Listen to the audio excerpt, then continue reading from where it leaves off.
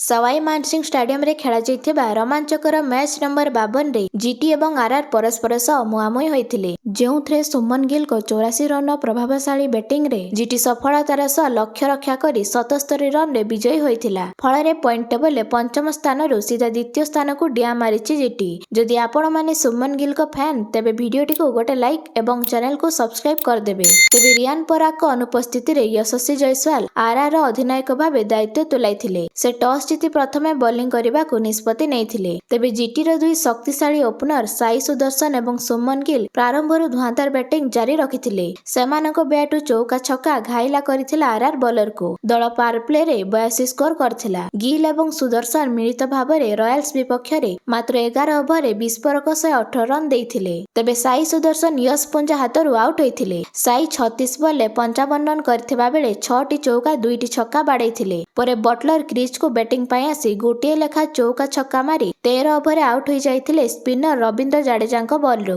तेबे middle order रे Washington सुंदर साथ देइथिले गिल को। दुई 35 रन भागीदारी रे दल 17 ओवर 185 स्कोर करथिला। एथि मध्य रे गिल आउट होइथिले ब्रिजेश शर्मा हातरु। गिल 44 बॉल खेली 9 टी चौका 3 टी छक्का सह 84 रन विस्फोरक पारी खेलिथिले।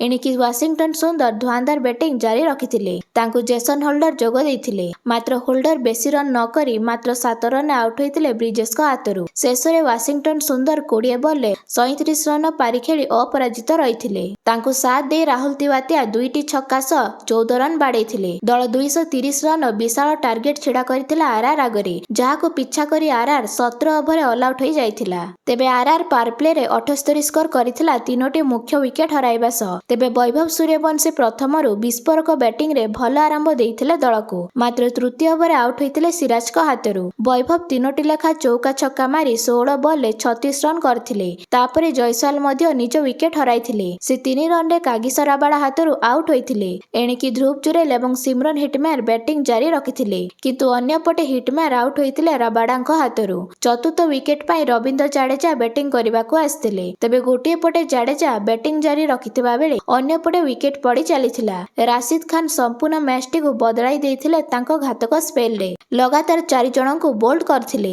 प्रथमे 8 ओवर रे सेट बैट्समैन ध्रुव जुरेल को 24 रन आउट करथिबा बेले दोनावन फरेरा को 4 रन आउट करथिले। परे शुभम दुबे 12 ओवर आउट होइथिले। तांको बैटु गोटे छक्का एवं गोटे चौका आस्थिला। दल 14 ओवर 136 स्कोर करथिला। एतिकी बेले सेट बैट्समैन रविंद्र जाडेजा मध्य विकेट हराइथिले। जदू 38 रन पारी खेलिथिले। से राशिद खान हातरु एलबीडब्ल्यू रे आउट होइथिले। शेष रे दासन सानाका एकुटिया बैटर हिसाब रे रहिथिले। सानाका 16 रन करी आउट होइथिले जेसन होल्डर को हातरु। तेबे सानाका को विकेट नबा सह जेसन होल्डर आ 2टी विकेट चटकाई आरआर को 152 रन ऑल आउट करथिले। तेबे राशिद खान तांको 4 ओवर स्पेल उत्कृष्ट 4टी विकेट नै जीटी को विजय हासिल करिबारे साहाय्य करथिला, जहा पे तांको प्लेयर ऑफ द मैच पुरस्कार मिलिथिला।